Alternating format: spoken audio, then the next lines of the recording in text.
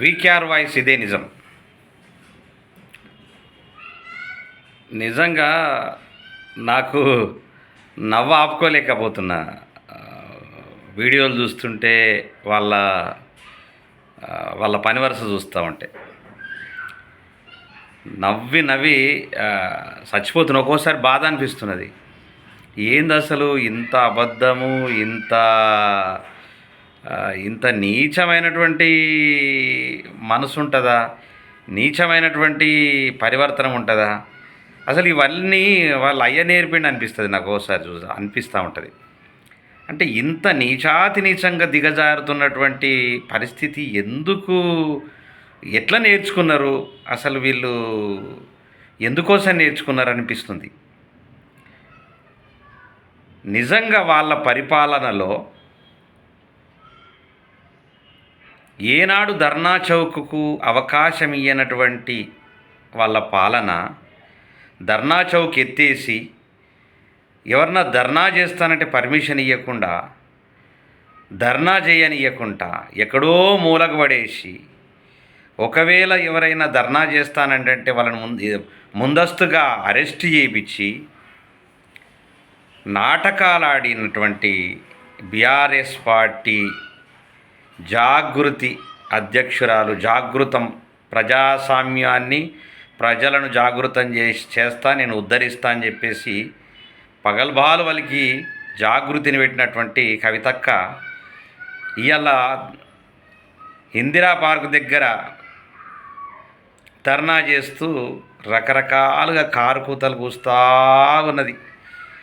అవి మాట్లాడుతూ ఉంటే నిజంగా మాకైతే కోపము, బాధ, ఆవేశము అన్నీ వస్తూ ఉన్నాయి. ఎంత దారుణానికి ఎంత దిగజారే మాటలు మాట్లాడుతూ ఉన్నారంటే నిజంగా దిగజారుడుతనం అంటారు దాన్ని. వాస్తవానికి ఎవరికి ఉండదు అంత దిగజారుడుతనం. నిజంగా పూర్తిగా బరిదెగిస్తే తప్ప దిగజారుడుతనం ఉండదు. జనరల్గా ఎవరికి ఉండదు. పూర్తి బరిదెగిస్తేనే ఇక ఏమవుతుంది, ఏం జరిగేది ఉంటే అది జరుగుతుంది అని బరిదెగింపు మాటలతోనే ఉంటే తప్ప మనిషి జీవితంలో అట్లా మారరు. ఎంతో కొంత విలువలు అనేటటువంటివి ఉంటాయి. ఇలా ధర్నా చౌక్లో ధర్నా పెట్టి కాంగ్రెస్ ప్రభుత్వాన్ని దుమ్మెత్తి పోస్తూ ఉన్నది. అది కూడా అబద్ధపు మాటలతో. ఏ రోజన్నా వాళ్ళ ప్రభుత్వంలో ఇదే కవితక్క ఉస్మానియా యూనివర్సిటీ పోయి ఆడబిడ్డల్ని ఎవరినన్నా అడిగి తెలుసుకున్నదా మీ బాధలు ఏమున్నాయని? ఏ రోజైనా ఏ ఒక్క గురుకుల పాఠశాలకైనా పోయి ఆ పిల్లల యొక్క భవిష్యత్తు ఏంటి, అలా ఎట్లా చదువుతున్నారనేటటువంటిది ఏ రోజు కూడా అడిగి తెలుసుకున్నదా? నిజంగా తెలంగాణ ప్రజానికం ఒక్కసారి ఆలోచించుండ్రి. ఏమన్నా వీడియోలు చూడండి. నేను అబద్ధం చెప్తా ఉంటే ఏ రోజైనా ఏదైనా ఒక ఆడబిడ్డకు ఎక్కడైనా ఎవరైనా అన్యాయం చేస్తే వాళ్ళ దగ్గరికి పోయి పరామర్శించిందా? ఎవరైనా ఆడబిడ్డను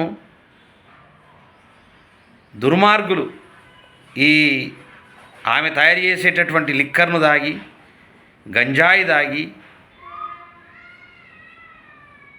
ఆడబిడ్డను చెరిచినటువంటి సందర్భాలు ఉన్నాయి. ఆ సందర్భాల్లో ఆడబిడ్డను పోయి పరామర్శించినటువంటి చరిత్ర ఉన్నదా ఈమెకు? ఏ రోజు ఉస్మానియా యూనివర్సిటీ విద్యార్థులను పట్టించుకొని కవితక్క, ఏ రోజు గురుకుల పాఠశాలల్ని పట్టించుకునేటటువంటి కవితక్క, ఏ రోజు రైతుల్ని పట్టించుకునేటటువంటి కవితక్క, ఏ రోజు ఎలాంటి పరిస్థితిని కూడా పట్టించుకోకుండా లిక్కర్ తయారీ చేసుకుంటా అనేకమైనటువంటి భూముల్ని కబ్జా చేసుకుంటా ఉన్నటువంటి కవితక్క ఇవాళ ధర్నా చౌక్లో కొంతమందిని కూర్చోబెట్టుకొని, ఆడిటర్లను అందరినీ కూర్చోబెట్టుకొని ధర్నా చౌక్లో ధర్నా చేస్తూ రకరకాలుగా కారుకూతలు కూస్తూ ఉంటే అది హాస్యాస్పద నవ్వులాటగా అనిపించింది నాకు. ఏ రోజైనా ఉద్యోగాల కోసం మాట్లాడిన చరిత్ర ఉందా ఆమెకు? పిల్లలకు ఉద్యోగాల కోసం ఏ రోజైనా మాట్లాడిందా ఎక్కడన్నా? వాళ్ళ పరిపాలనలో ఎవరిని ఏమి చేయనీయకుండా కట్టుదిట్టం చేసి హ్యాపీగా అన్ని కంట్రీలు తిరుక్కుంటా బతుకమ్మ సంబరాలు చేసుకుంటా చెత్త ఉన్నటువంటి బతుకమ్మ చీరల్ని తయారు చేసి బతుకమ్మ చీరలు ఒక్కొక్కరు తీసుకొని ఇది ఇది మేమెందుకు కట్టుకుంటాము, నీ బిడ్డను కట్టిపి అని చెప్పేసి కేసీఆర్ని తిట్టినటువంటి చరిత్ర ఉన్నది, నీ అయ్యని తిట్టినటువంటి చరిత్ర ఉన్నది. ఇలా ధర్నా చౌక్ దగ్గర మాటలు వింటుంటే నిజంగా బాధేస్తుంది. ఏ రోజు మాట్లాడలేదు, ఏ ఆడపడుచు కోసం మాట్లాడలే, ఏ విద్యార్థి కోసం మాట్లాడలే, ఏ గురుకుల పాఠశాల కోసం మాట్లాడలే. అలాంటివి మాట్లాడకుండా ఇలా నిజంగా ఎంత దారుణమైనటువంటిది. నిజంగా తెలంగాణ ప్రజానీకమా, ఇది ఆలోచించాలా మీరు. ఆయన ఏంటంటే అందరూ ధర్నా చౌక్లో ధర్నా చేసుకొచ్చి ఏది రేవంత్ రెడ్డి గారు ఏం చేశారంటే, చలో ధర్నా చౌక్ మీకున్నటువంటి సమస్యలు ఏమన్నా ఉంటే చెప్పండి, ధర్నా చేయండి, నో ప్రాబ్లం అని ధర్నా చౌక్ని ఎత్తేసి ప్రగతి భవన్ను గేట్లన్నీ వీకేసి మీరు ఎప్పుడన్నా రావచ్చు, ఎప్పుడన్నా చేయొచ్చు అని చెప్పేసి ఆయన ప్రజలకు అందుబాటులో ఉండేటటువంటి పనులు చేస్తే దాన్ని ఆసరా చేసుకొని వీళ్ళు తెలంగాణ ప్రజానికం కోసం, తెలంగాణ యువత కోసం, తెలంగాణ ఆడపడుచుల కోసం, తెలంగాణ సమాజం కోసం మాట్లాడేటటువంటి దౌర్భాగ్య పరిస్థితి ఇలా తెలంగాణ రాష్ట్రంలో వచ్చింది. అది కేవలము కల్వకుంట్ల కుటుంబానికి వచ్చింది. వాళ్ళ నాటకాలు మామూలుగా ఒక్కొక్కరు బ్రహ్మాండమైనటువంటి పెద్ద సినిమా తీయొచ్చు. వీళ్ళది వాళ్ళే యాక్టర్లు, వాళ్ళని యాక్టింగ్ చేపిస్తే ఒక్కొక్కరు ఒక్కొక్క రేంజ్లో యాక్టింగ్ చేస్తారు. అంత దౌర్భాగ్యమైనటువంటి పరిస్థితుల్లో ఇలా తెలంగాణ సమాజాన్ని తప్పుదోవ పట్టించేటటువంటి మాటలతో, రెచ్చగొట్టే మాటలతో ఇలా ధర్నా చేస్తున్నటువంటి కవితక్కకు, అక్క నువ్వు వద్దు, నువ్వు చేయవలసిన అవసరం లేదు. ఏ రోజు నువ్వు ఎవరి కోసం మాట్లాడిన చరిత్ర లేదు, ఎవరిని ఉద్ధరించిన చరిత్ర లేదు, ఎవరికి ఉద్యోగాలు ఇచ్చిన చరిత్ర లేదు, ఎవరిని ఆదుకున్న చరిత్ర లేదు. నువ్వు డెవలప్ కావడానికి కోసము, నువ్వు వెనకేసుకోవడానికి కోసం మాత్రము నిజంగా 10 ఏళ్ళు తెలంగాణలో పోరాటం చేసినావు. మీ చరిత్ర అంతమైంది. మీరు ఎన్ని ధర్నాలు చేసినా, ఎన్ని రాస్తారోకోలు చేసినా, ఎన్ని మాటలు మాట్లాడినా మీ మాటల్ని జోకర్గాలు మాట్లాడుతున్నారనే విధంగా ఇలా తెలంగాణ ప్రజానీకం అనుకుంటా ఉన్నది. మీరు జోక్ చేస్తున్నారు, ప్రతిదీ కూడా జోకే, అదంతా కూడా జోకే. రాబోయే రోజుల్లో మీకు ఇంకా మీ అస్తిత్వాలు ఏ నామరూపం లేకుండా పోయేటటువంటి ఖచ్చితంగా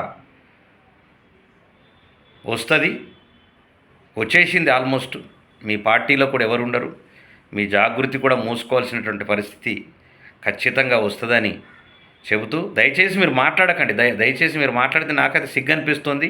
తెలంగాణ ప్రజలంతా సిగ్గుపడతా ఉన్నారు. అనేక మంది కూడా నాకు కాల్ చేస్తున్నారు, నువ్వు ఒకసారి మాట్లాడన్నా, ఎందుకంటే మాకే ఆడపడుచులుగా మాకే సిగ్గు అనిపిస్తున్నది ఆమె మాట్లాడుతూ ఉంటే. ఆమె మాటలు వినబుద్ధి అయితే లేదు. ఫస్ట్ ఆఫ్ ఆల్ ఆమెను బంద్ చేయమని చెప్పన్నా, దయచేసి నీకు వీడియో ద్వారా ఆమెను మాట్లాడేటటువంటి హక్కు లేదు ఆమెకు, బంద్ చేయమని చెప్పన్నా దయచేసి అని ప్రాధేయపడతా ఉన్నారు, ఫోన్ చేస్తూ ఉన్నారు. అలాంటి పరిస్థితి ఎందుకు తీసుకొచ్చుకోవాలా? ఏ రోజు మాట్లాడినటువంటి నువ్వు ఇవాళ ఎందుకు మాట్లాడుతావు? మాట్లాడడం మానేయక్క, దయచేసి నేను చెప్తా ఉన్నా, మాట్లాడడం మానేయండి. మీరు మాట్లాడే ప్రతి మాట అబద్ధం. మీరు చేసేటటువంటి యాక్టింగ్లన్నీ కూడా అబద్ధం. మీరు చేస్తున్నటువంటి విధానాలన్నీ కూడా అబద్ధం. మీరు ఎవరి కోసం ఏమీ చేసేటటువంటి తత్వం ఉన్నటువంటి కుటుంబం కాదు, మీ మనస్సులు కావు, మీ మనస్తత్వాలు కావు. మీరేం చేయలేరు. దయచేసి మీరు మానేయండి, మాట్లాడడం మానేయండి. ఫస్ట్ ఆఫ్ ఆల్ దయచేసి మాట్లాడడం మానేయండి అని తెలంగాణ ప్రజానికం తరఫు నుంచి నేను మీకు చెప్తున్నా. బంద్ చేయండి. మీ మాటలు ఇంకా వినబుద్ధి అయితే లేదు, వినరు కూడా ఎవరు. దయచేసి నా వీడియోను షేర్ చేయండి, సబ్స్క్రైబ్ చేయండి. ఇలాంటి దుర్మార్గమైనటువంటి పరిపాలన చేసిన, ఇంతకుముందు పరిపాలన చేసినటువంటి వాళ్ళు చేస్తున్నటువంటి విధాలని ఎండగట్టేటటువంటి అనేక వీడియోలు నేను చేస్తూ ఉంటా. దయచేసి షేర్ చేసి, సబ్స్క్రైబ్ చేసి, లైక్ చేసి, షేర్ చేసి, దాన్ని కామెంట్ కూడా చేయండి. దయచేసి నా ఛానల్ని ఆదరిస్తారని కోరుతూ థ్యాంక్ యూ.